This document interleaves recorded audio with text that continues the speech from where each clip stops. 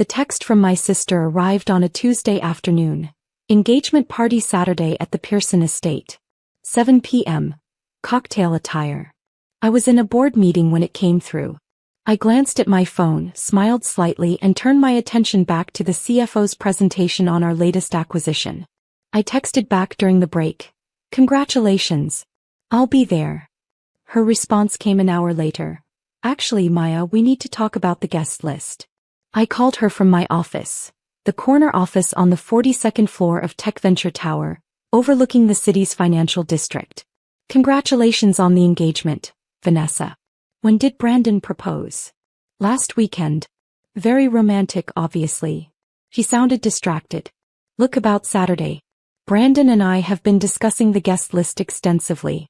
This party is really important for his career networking. Okay. So we're keeping it to successful professionals. People who can help Brandon's trajectory. He's CEO of Novatech Solutions. The software company? Very impressive. We're inviting his board members, venture capital partners, industry leaders. Sounds like a great opportunity. Exactly. Which is why. She paused. Maya, you understand that we need a certain caliber of guest. People with impressive careers, real achievements. Brandon's colleagues are all very accomplished. I see. You're still doing that freelance consulting thing, right? Working from home. I do consulting work, yes. Right. So you see the issue. Brandon's inviting his CEO friends, board members from major tech companies. I can't have you there talking about freelance projects and working from your apartment. It makes our family look unsuccessful. Our family. The Chin family, whose reputation Vanessa had been carefully curating since college. Our parents ran a comfortable accounting firm. Vanessa worked in marketing at a mid-size pharmaceutical company. Respectable, upper middle class, but nothing that would impress the tech elite she was marrying into. What Vanessa didn't know was that my freelance consulting was venture capital investment. 8 years ago, I'd taken my inheritance from our grandfather and made strategic tech investments.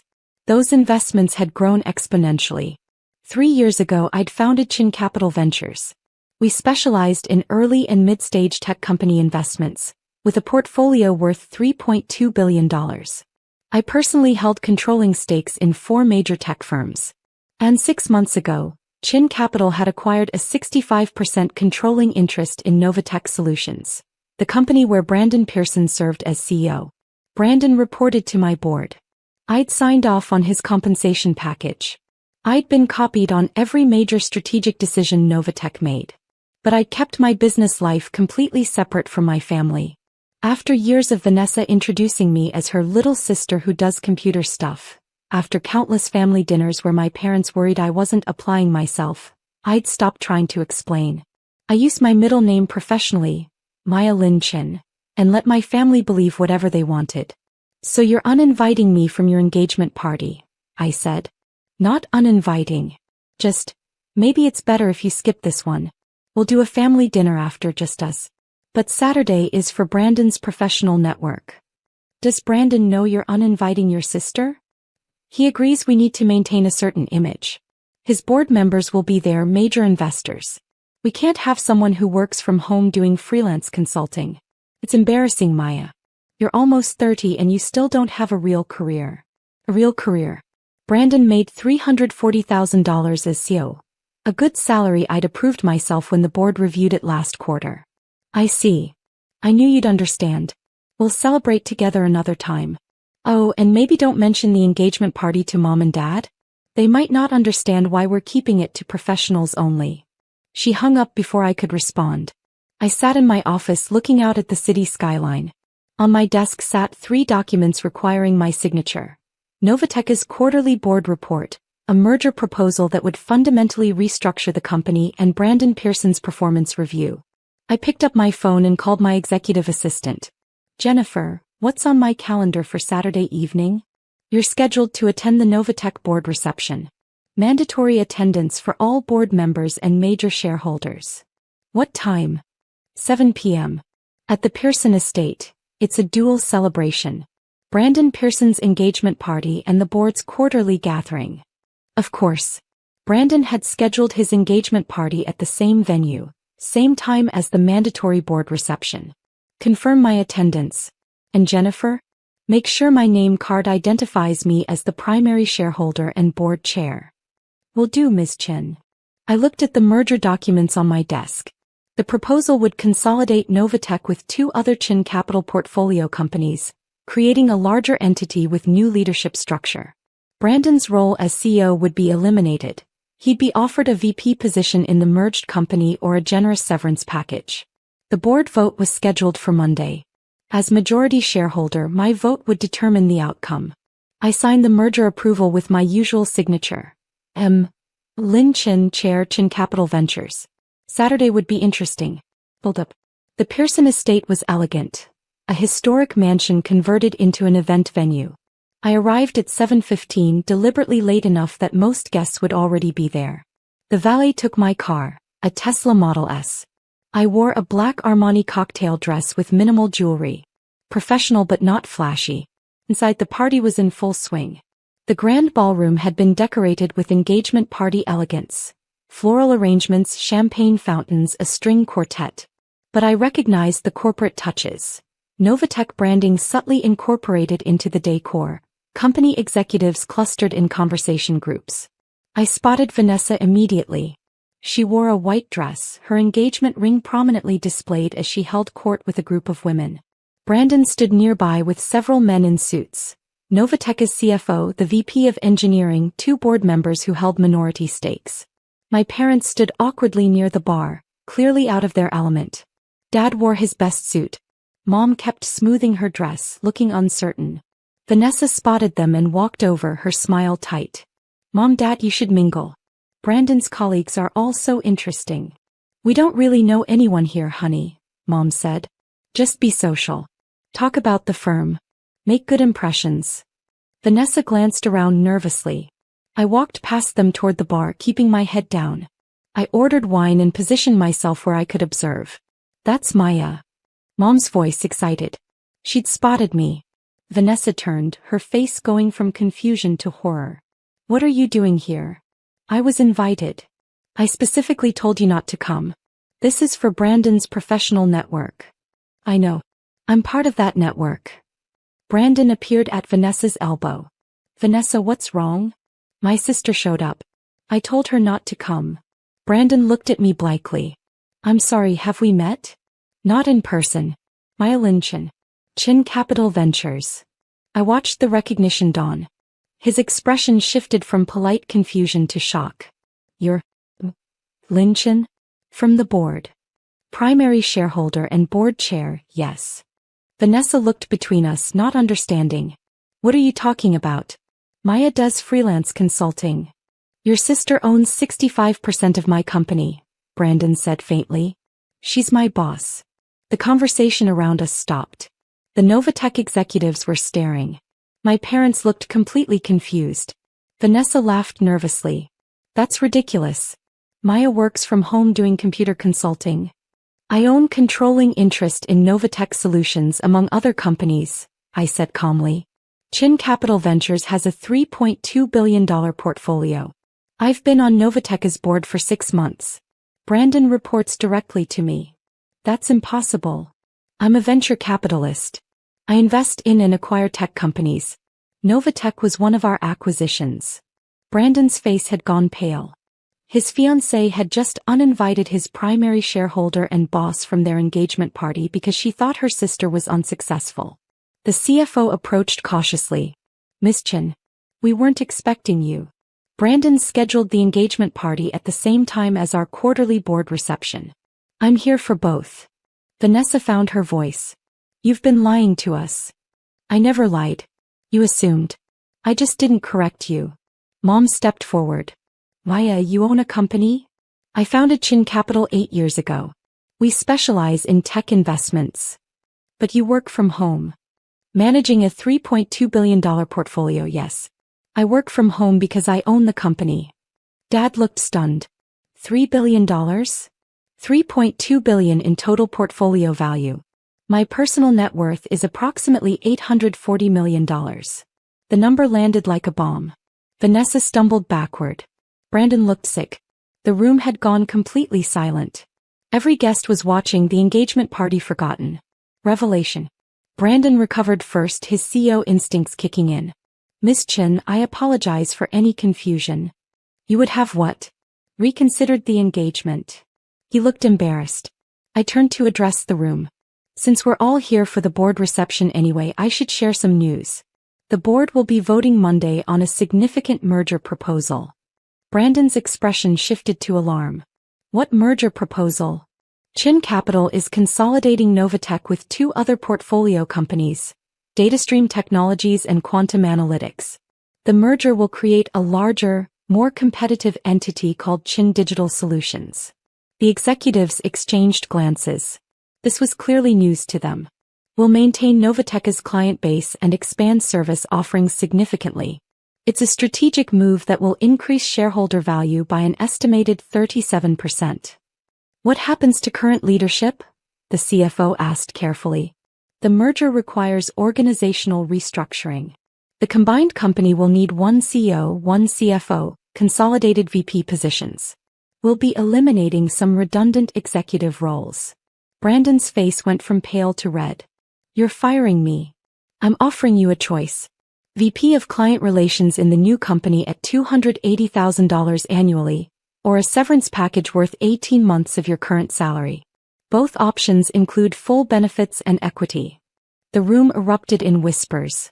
Vanessa stood frozen, watching her fairy tale unravel. You can't do this, she said. You're doing this because I uninvited you. I'm doing this because it's the right business decision. The merger proposal has been in development for 4 months, long before your engagement. The board vote is a formality. I control enough shares to approve it regardless. I looked at Brandon. You're a competent CEO, but Novatech needs to be part of something larger to stay competitive. The VP role is a genuine offer. You'd be valuable in client relations. This is insane, Vanessa said. You're ruining his career. His career isn't ruined. He's being offered a well-compensated VP position in a company with significantly better growth prospects. But he's a CEO, and he'll be a VP reporting to a CEO with more experience scaling companies. Brandon looked at me, jaw tight. Do I have time to consider? Until Monday's board meeting. 9 a.m. He nodded stiffly. I turned to the guests. The rest of tonight is still an engagement celebration. Congratulations to Brandon and Vanessa. I walked toward the exit. Behind me, chaos erupted. Executives surrounding Brandon with questions, Vanessa's voice rising in panic, my parents calling my name. I kept walking. Resolution. My mother caught up with me in the parking lot. Maya, wait. Please. I stopped, turned. Why didn't you tell us? Her eyes were full of tears. All these years we thought you were struggling. We worried about you constantly. You never asked what I was actually doing. You assumed I was failing and treated me accordingly. But $3 billion. $3.2 billion in portfolio value. She laughed, slightly hysterical. Your father and I have been sending you money for holidays. Gift cards because we thought you needed help. I know. I've been donating them to tech education nonprofits. You've been letting us worry while you were secretly rich? I wasn't secretly anything. I stopped trying to explain my career to people who'd already decided I was unsuccessful. Dad appeared out of breath. Maya, we had no idea. I know. Your sister is devastated.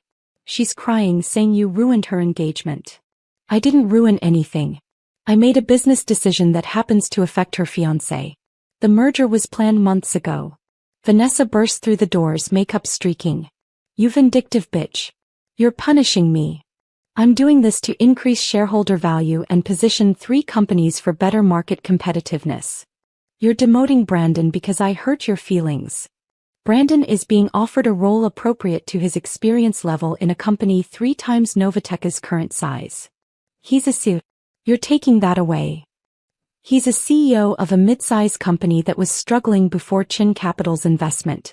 Now he can be a VP in a company with actual growth potential, or take severance and find another CEO position. His choice. She slapped me. The sound echoed across the parking lot. I didn't react. Feel better. You've always been jealous of me. Vanessa, I'm worth $840 million. I own pieces of 17 companies. What exactly do you have that I want? The question stopped her cold. I built this career while you were telling people I worked odd freelance jobs. While you were embarrassed to have me at parties. You were so busy being ashamed of me that you never once asked what I was actually doing. Mom touched Vanessa's arm. Honey, maybe. Vanessa jerked away. You're all taking her side? She offered him another job, Dad said quietly. That's not destruction. At lower pay. At a more stable company with better prospects, I corrected. But this isn't about you, Vanessa. This is business. The merger makes sense for shareholders, for employees, for long-term growth. Your feelings don't factor into my fiduciary responsibility. She stared at me like I was a stranger. You've changed. I'm exactly who I've always been. You just never paid enough attention to notice. I got in my car and drove away. The merger announcement went public Monday. The tech press covered it extensively. 3 Chin Capital portfolio companies combining into a major new player. Stock prices jumped. Industry analysts called it a strategic masterstroke. Brandon accepted the VP position. Smart choice. Within 6 months, Chin Digital Solutions had doubled Novatech's previous revenue. Vanessa called me once 2 weeks later. I let it go to voicemail. She left a rambling message about family and forgiveness. I deleted it. My parents tried harder. Dad sent emails about wanting to understand my business. Mom wrote letters about how proud they were. I had coffee with them once 3 months later. It was awkward. They asked careful questions about venture capital, clearly having Googled terms beforehand. They apologized repeatedly. We just never imagined, Mom said. I stopped talking about it when it became clear nobody was interested. We were interested. We just didn't understand. You didn't try to understand. There's a difference. Dad cleared his throat. Your sister is having a hard time. Brandon's salary reduction meant scaling back wedding plans. He makes $280,000 a year plus equity. They'll survive. She feels like you're punishing her. I'm running a business. Her feelings aren't my responsibility. They didn't ask again. A year later, Forbes ran a profile on Chin Capital Ventures. The article mentioned that I'd started the firm with inherited seed money and built it through strategic investments. One line resonated. Chin is known in tech circles for her ability to identify value others overlook. Vanessa got married. I wasn't invited. I sent an expensive gift, a crystal vase from Tiffany's, with a card that said, "Congratulations." She never acknowledged it. I continued building Chin Capital's portfolio. We crossed $5 billion in managed assets. I hired brilliant people, invested in innovative companies focused on sustainable growth. And every time someone underestimated me, every networking event where men assumed I was someone's assistant, every pitch meeting where investors talked over me, I remembered Vanessa's words. We want only successful people there. Success looks different than people expect. Sometimes it wears a cocktail dress to an engagement party. Sometimes it signs merger documents that change people's lives. And sometimes it walks away from people who can't see past their own limited definitions of achievement. I'd built something real. Something that mattered. And I'd done it without their approval, their understanding, or their permission. That was the success that counted. The rain came down in thin needles that blurred the glass of my apartment window. It was barely past 7, too early for anyone to be pounding on a door. But there they were, my mother, my sister Clara, Ethan, and the kids. Suitcases lined up on the steps like they'd been dropped off by a cab, pajamas under jackets, tired faces, and not a single call the night before to ask if it was all right. I stayed still, breath held, watching from the upstairs landing. My stomach tightened the way it always did when I sensed a storm brewing. But this time, I wasn't moving toward the door. I wasn't opening it. Then I saw her reach for her phone. For a second, I thought she was about to call me, unleash the lecture directly into my ear. Instead, my phone lit up with my father's name. She wasn't calling me at all. She was calling him. Through the crack of the curtain, I watched her pacing, voice raised to carry over the drizzle. "Honey, your crazy daughter won't let us in. We're stuck on the stairs with our stuff." Each word was meant for me, even if she aimed them at him. I felt the heat rise to my face, a sting sharper than the rain. It wasn't enough that I'd said no. Now she wanted him to drag me back into yes. I could almost picture him, sitting in his office chair with that quiet sigh, already deciding how to smooth things over without asking what it would cost me. The phone vibrated again in my hand. His name glowed against the screen as if I already knew what side he'd chosen. The buzzing in my hand pulled me back years in an instant. My father had always been the middleman, the voice that came after my mother's shouting. When I was a child, she set the rules and broke them when it suited her.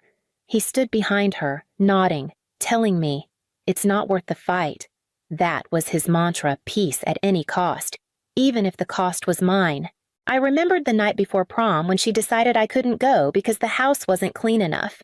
I'd spent the week balancing homework and a part-time job at the cafe on Pike Street.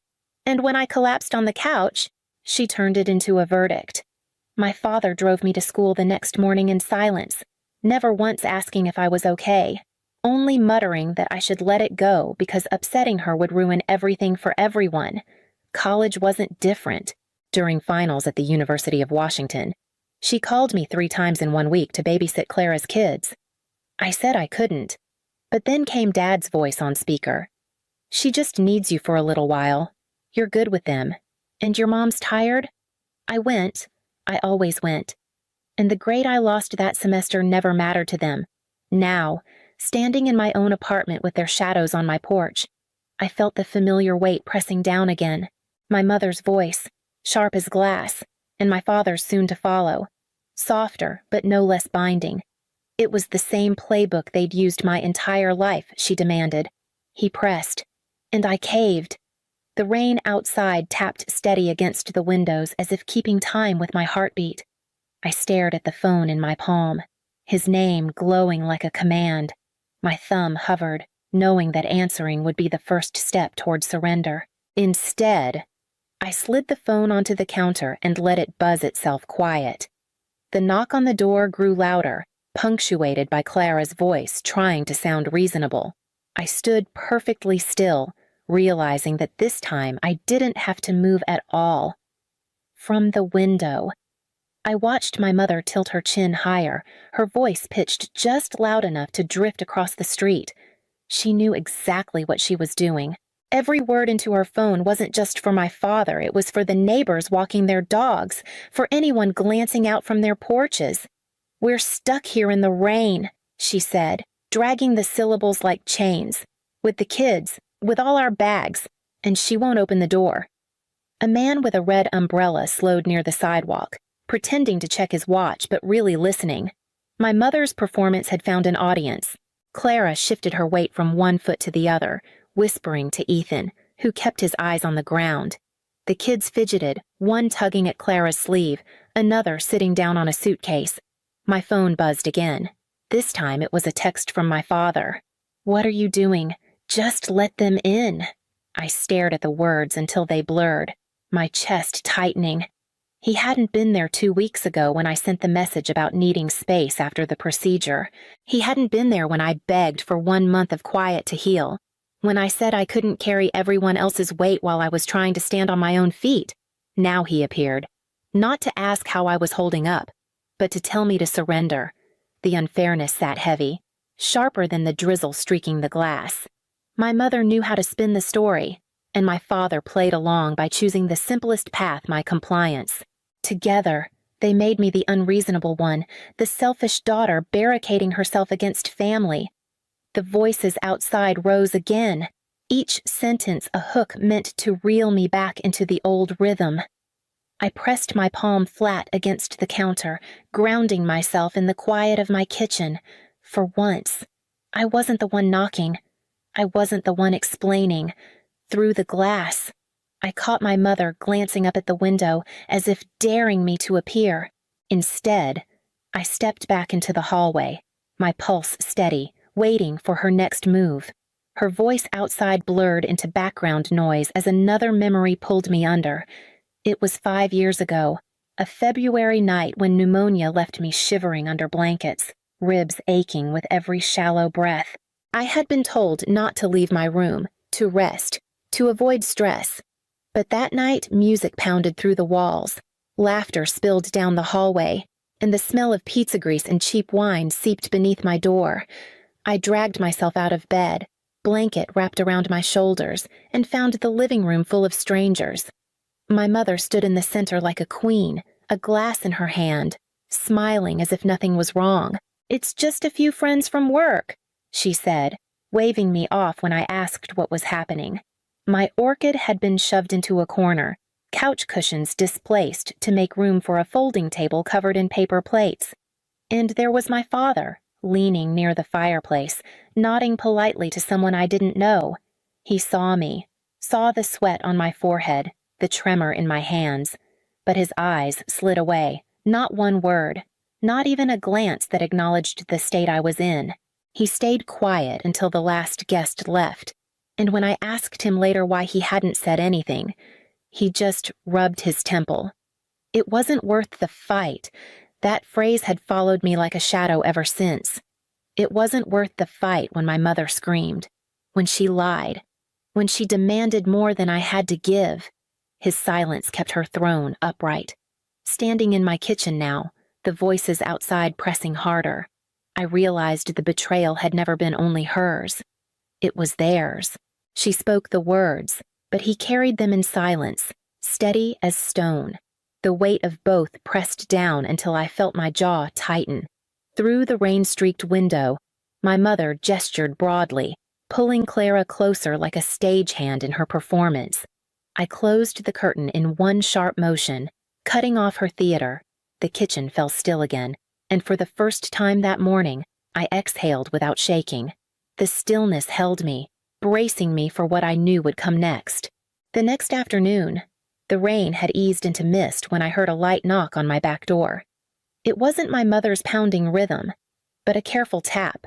I opened it to find Ivy, my old friend from college, holding a paper bag of pastries. She lived 2 blocks away now, and though our paths only crossed occasionally, she still had the knack of showing up at the right moment. She stepped inside, setting the bag on the counter. "Your porch was a scene yesterday," she said gently. Half the neighborhood was whispering. I didn't answer. My silence must have told her enough, because she went on, lowering her voice. I saw something else, too. At Clara's place. New people moving in with a big SUV. Washington plates. Beach chairs. Coolers looked like they were setting up for the summer. I checked the listing later. It's up on Airbnb. 2 months blocked out. Her words hit me harder than the knock on the door had. 2 months. Not a week. Not a weekend emergency. This wasn't last-minute chaos. It was a plan. My mother and Clara had rented out the house, pocketed the cash, and decided I'd be the free alternative. Ivy's eyes searched mine. "You didn't know, did you?" I shook my head slowly, the betrayal sharp in my chest. And then another detail came rushing back, my father's voice on the phone. The way he hadn't sounded surprised, only tired. He had known. He had known and said nothing, letting me find out by being cornered. The silence between Ivy and me stretched, filled only by the hum of the fridge. I finally muttered. They wanted me to carry it. All of it. And he let them. Ivy touched my arm lightly. "Then don't." Her certainty startled me, but it felt like air after drowning. I closed the bag of pastries, appetite gone. But her words stayed. For the first time, I let myself believe I could refuse. That night, I checked my own locks twice before bed, already thinking of what else I needed to change. 2 days later, I sat in the leasing office of a brick building on the north end of Capitol Hill, signing my name across page after page. The pen felt heavy in my hand, but not with dread, more like certainty. I'd been living here for 6 months already, subletting from a coworker, but today the lease was mine alone. No one else's name, no cosigner, no shadow of permission hanging over me. The manager slid the final copy into a folder and handed it across the desk. "Welcome officially," she said. I nodded, tucking it under my arm like armor. That afternoon, I called a locksmith, watching him replace the deadbolt. I thought of Ivy's words, how simple she'd made it sound. Then don't. Boundaries weren't selfish. I realized they were survival. Every lock clicked into place with a finality I had never dared claim before. For years, I had let my parents' needs leak into every corner of my life. Now, for the first time, I was sealing off my own. I boiled water for tea as the locksmith left, the quiet in my apartment steadying me. My phone buzzed on the counter, my father's name again. I let it ring once, twice, before answering. "Althea," he began, his voice low. "Tired. Your mother says this is going too far. Don't embarrass us. Just let them stay a little while. Embarrass us." The words landed like stones. It wasn't about me, my healing, or the truth of what they'd done. It was about appearances, about keeping the family image smooth while I paid the cost. I closed my eyes, steadying my breath. "Dad, they rented out Clara's house. They planned this. You knew." Silence. Then a sigh. "It's complicated." "No," I said firmly. "It's simple. I can't be the solution anymore." He didn't argue, but his silence held the same weight it always had an absence that sided with her. I hung up before it could flatten me. The kettle whistled, sharp and bright. I poured the water, letting the steam rise, filling the air with something clean. For the first time, I felt the door between us wasn't fragile. It was locked, and the key was mine. That night I left the lease folder on the table, unopened but solid, a reminder of the life I was finally building without their permission. The next evening, my phone lit up again, and this time, when I answered, their voices came together. My father had put me on speaker. I could hear the scrape of a chair, the edge of my mother's breath, then her words spilling fast. "You're punishing the kids. Althea, they've done nothing wrong. Do you hear them crying? That's on you." Her tone was sharp, clipped to cut. I sat at my kitchen table, eyes fixed on the folder with my lease papers. My hand trembled, but not with fear. Anger steadied it. "I'm not punishing anyone," I said slowly. "I'm protecting myself. You should try it." There was a beat of silence, then the sound of my mother scoffing. "That's selfish. Family doesn't shut doors. Family helps." I leaned forward, pressing the phone against my ear. "Family also doesn't lie. You rented out Clara's house and pretended you were stranded. You dumped this on me and thought I'd fold. That isn't help. It's use." For once, my mother didn't have a quick reply. I heard her shifting, the faint creak of floorboards. My father cleared his throat. "Althea, just calm down. It's gotten out of hand. We can fix this quietly. Quietly." The word wrapped around me like a net. That was always his answer. Smooth it over. Keep the peace. Don't make waves. His silence yesterday, his silence 5 years ago, his silence every time she cut me down, it all gathered in that one request. "Dad," I said, my voice shaking now but clear. "Your silence is just another yes to her. If you won't defend me, then stop asking me to defend myself less." On the other end, nothing. Just a faint shuffle, the sound of someone covering the receiver. Then my father's breath, ragged, torn between us. I ended the call before he could choose. The apartment fell back into stillness, the only sound the hum of the fridge. I set the phone down, pulse racing. But I knew there was no taking back what I had said. I reached for the folder and slid it open, ready to face what came next. Inside the folder lay more than my lease. I had tucked away envelopes after my grandmother's death, papers I hadn't opened in months because I hadn't wanted to stir the ache. That night, I laid them across the table one by one. The estate documents were neat, her handwriting still steady in the margins. For years, I'd believed my mother controlled everything, that she held the keys to tuition money, to the old house on Bainbridge Island, to every decision that touched us. She had spoken with such certainty, and my father never corrected her. His silence became truth. But here it was in ink. The accounts my mother boasted about weren't in her name at all.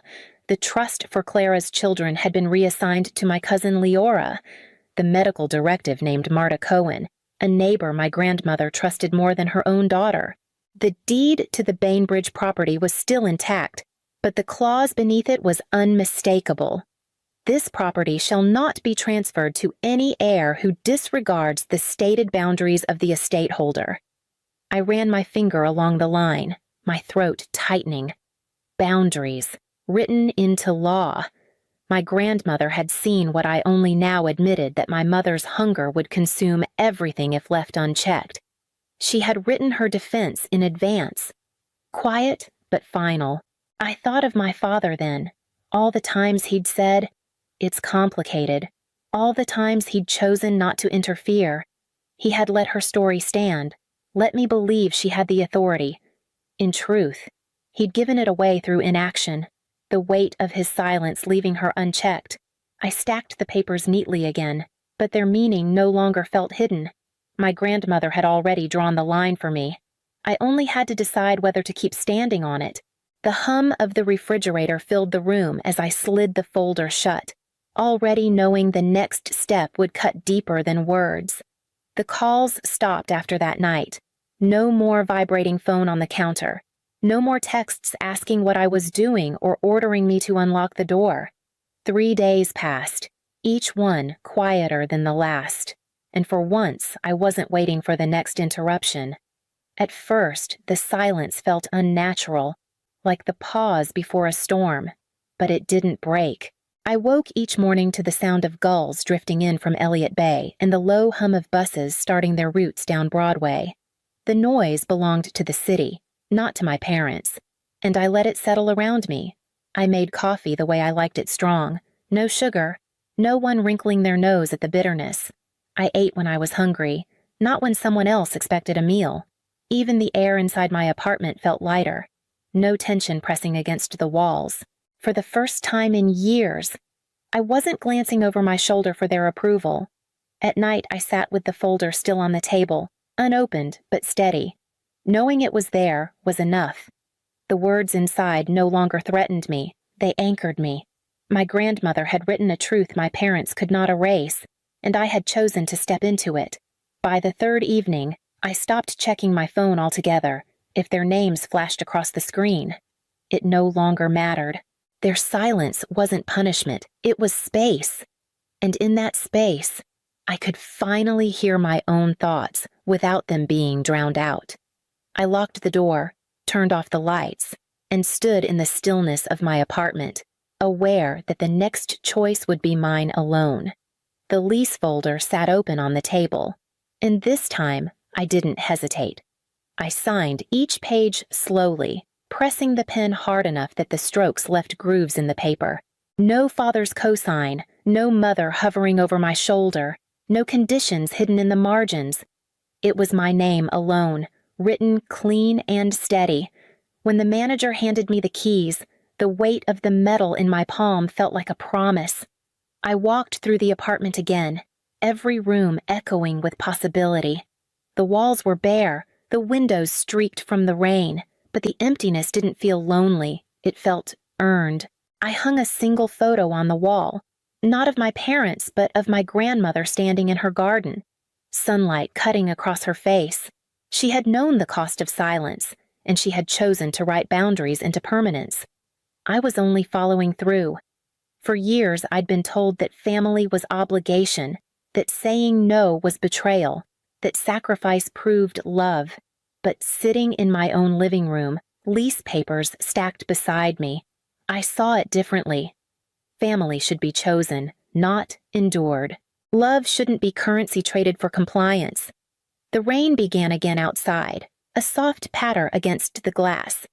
I curled into the armchair by the window, coffee cooling on the table, the keys still resting in my hand. The voices that once filled every corner of my life were gone, replaced by the steady quiet of my own making. I looked at the door, its new lock glinting faintly in the lamplight, and felt the truth settle. I warned them, and this time, I kept my word. I've loved baking for as long as I can remember. Some of my earliest memories are of standing on a worn wooden stool in Grandma Eliza's small kitchen in Portland, Oregon, her hands guiding mine as we kneaded dough together.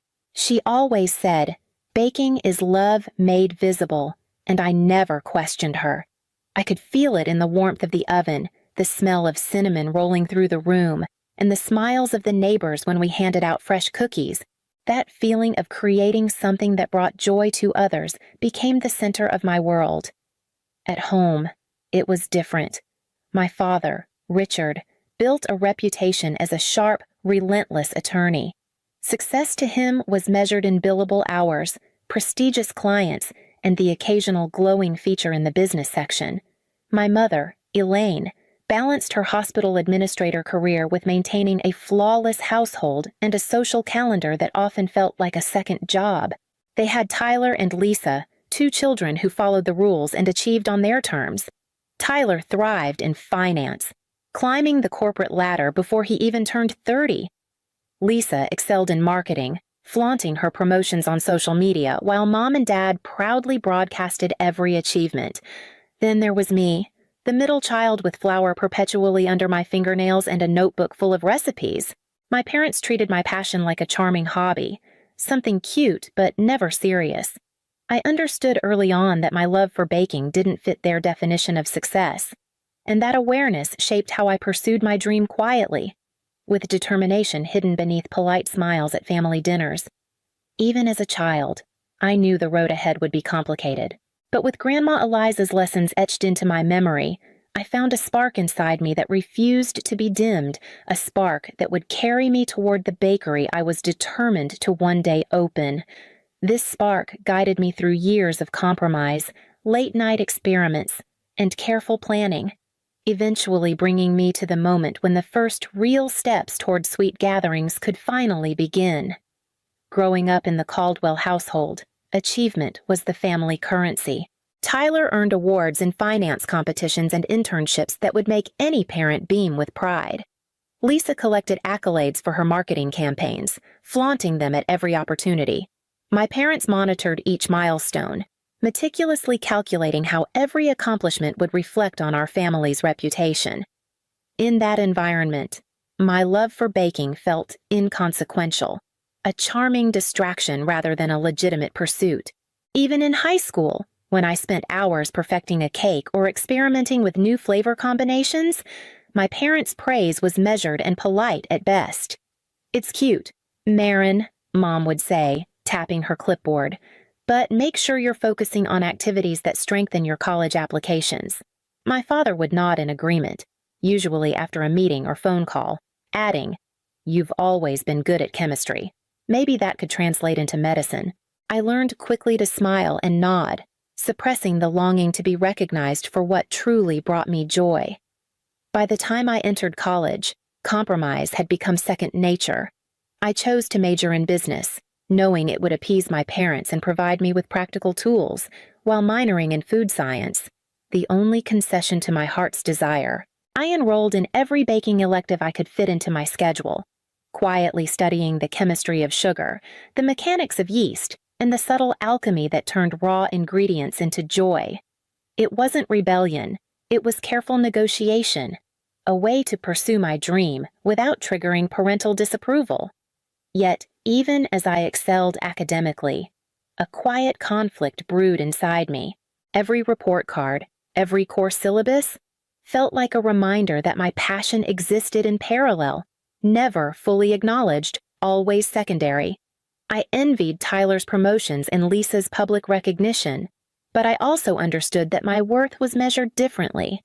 I wanted to create, to nurture, to craft something tangible and beautiful. Still, I carried a silent fear could my dream survive in a world where those I loved most dismissed it as trivial. That tension became the undercurrent of my college years, shaping my choices, my work ethic, and the careful balance I maintained between following my own path and meeting the expectations laid out for me. It was a delicate dance, and every step brought me closer to a moment I had long anticipated, the day when I would finally bring sweet gatherings into the world. And with that quiet determination, I began taking the steps that would transform late-night experiments and small victories into the foundation of my future bakery. After college, reality hit hard. I worked mornings as a barista at a small downtown cafe, spent afternoons filing paperwork and answering phones at an office job, and used weekends to bake custom cakes and pastries in my tiny apartment kitchen. Every day was a balancing act between earning a living and keeping my dream alive. My apartment smelled perpetually of sugar and yeast, a constant reminder that I was slowly building towards something meaningful. Mrs. Bailey, the owner of Bailey's Bake Shop, became more than a mentor. She was a guide who showed me that baking could be a viable career, not just a hobby. She introduced me to profit margins, inventory management, and customer service, teaching me to treat baking as a business as well as an art. Watching her manage her shop, seeing the joy her creations brought to customers, and hearing her say, "You have a gift, Maureen. Don't let anyone convince you otherwise," gave me a confidence I hadn't felt from my family. She believed in me when no one else had, and that belief became the foundation of every decision I made. While working long hours and scraping together every dollar I could, I sketched plans for sweet gatherings in a notebook I carried everywhere. I imagined a place with sunlight streaming through big windows, a counter full of pastries inspired by Grandma Eliza's recipes, and cozy tables where neighbors could gather and connect. I pictured the smell of fresh bread mingling with coffee, the sound of laughter as friends and strangers found common ground over shared treats. Each recipe I perfected, every new idea I tested, brought me closer to that vision. The work was exhausting, but each small success fueled my resolve. Late nights spent mixing dough, early mornings arranging cupcakes, and weekends delivering cakes to local clients felt like steps along a path only I could see. With Mrs. Bailey's guidance and my relentless determination, I began to understand that building this bakery would require more than skill. It would demand persistence, sacrifice, and unwavering faith in the dream I had nurtured since childhood. And so, with every passing day, I moved closer to the moment when Sweet Gatherings would finally open its doors to the world, a space born of patience, love, and years of quiet preparation. After months of searching, I finally found it a corner storefront in a quiet Portland neighborhood just starting to buzz with revitalization. The building had tall windows that let sunlight flood every corner, original hardwood floors that creaked with character, and exposed brick walls that spoke of history. It wasn't perfect, there was work to be done, paint to scrape, and counters to restore, but the moment I stepped inside, I could see it. This was the place Sweet Gatherings would call home. I called my parents immediately to share the news. As expected, Dad's voice was measured, almost clinical. "I can help fund this." "Marin," he said, "but if I invest, I need to guide the business. I have experience managing ventures like this, and I don't want your hard work to be wasted." I nodded politely, knowing what that meant: control, restrictions, and a vision that might eventually overshadow mine. Mom's response was softer, but equally dismissive. "Have you considered graduate school? It's not too late. You could take a program in business or hospital administration. It would open doors." Their words stung, but I refused to let them dampen my excitement. I had saved every possible dollar, learned from every lesson Mrs. Bailey had imparted, and now I had the opportunity to transform years of planning into something tangible. I walked through the space again, imagining the aroma of fresh bread mingling with coffee, the display cases filled with pastries inspired by Grandma Eliza's recipes, and neighbors gathering at tables, laughing and sharing stories. I signed the lease that week, my hands trembling with a mixture of fear and exhilaration. Every detail, from arranging the kitchen layout to planning the menu, made my dream feel increasingly real.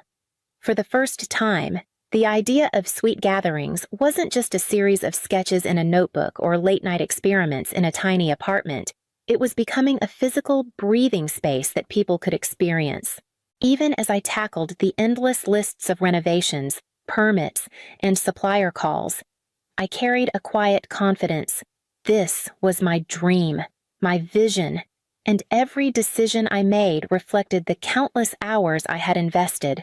I knew there would be obstacles, skepticism, and resistance, but for the first time, I felt the thrill of taking control and trusting myself fully. With the lease signed and the storefront secured, the next step was clear: preparing the invitations and planning the grand opening, a day that would test everything I had worked toward.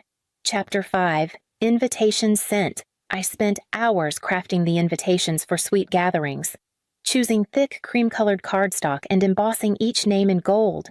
Inside, I included a handwritten note for each family member, sharing how much their presence would mean on this milestone day. Sending the invitations felt like sending a piece of my heart, hoping they would understand the significance of what I had built. Responses trickled in over the next few days, and with each one, my heart wavered. Dad's text read, "We'll try to make it if court adjourns early," penciling in a tentative commitment. Mom replied with a vague, "Work is busy, but I'll see what I can do." Tyler was brief and businesslike, noting only, "I'll check my calendar for that week." And then there was Lisa. Her response sounded cheerful enough. "Sounds fun. Work is crazy, but I'll try to stop by." Yet beneath the words, I sensed her excitement was elsewhere, her mind already on the promotion announcement she had hinted at for weeks. I tried not to let their lukewarm replies dampen my own excitement, convincing myself that once they saw the finished bakery, they might understand. Each evening, I imagined the display cases filled with pastries, tables set for family and friends, and a space alive with laughter and conversation. But a nagging worry settled in the pit of my stomach. What if they didn't come? What if my hard work, my dream, was not enough to pull them away from their own schedules and priorities? Still, I focused on preparation, reminding myself that the invitations were sent, the space secured, and the dream within reach. I poured energy into finalizing the menu, planning the layout, and coordinating with local suppliers. The anticipation built with each passing day, a mix of hope and anxiety that kept me moving forward. As the grand opening approached, I found myself holding my breath for the day that would finally reveal whether my family would stand with me or continue to watch from the sidelines. The morning of the grand opening arrived with a mixture of nerves and exhilaration. I moved through the bakery, arranging pastries in neat rows, labeling each one by hand, and making sure every display case reflected the vision I had carried in my head for years. Annie brought fresh flowers she had arranged herself, placing small bouquets on every table, while Marcus checked the signage and helped set up a small chalkboard with the day's specials. Their presence was steadying, a reminder that I wasn't entirely alone in this. As the clock ticked closer to opening time, I checked my phone repeatedly, hoping for a message from my parents or siblings. None came. Instead, my feed filled with photos from Lisa's promotion party. Champagne glasses clinked, banners flashed her name in bold letters, and my parents posed proudly beside her, each post, perfectly curated, pressed against the ache in my chest. I forced myself to focus on the bakery, on the customers I would serve, but a part of me ached at their absence.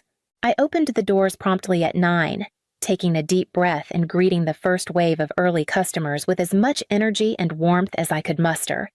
Coffee machines whirred, the smell of fresh bread filled the air, and I smiled through the tension, pouring my heart into every latte and cinnamon roll.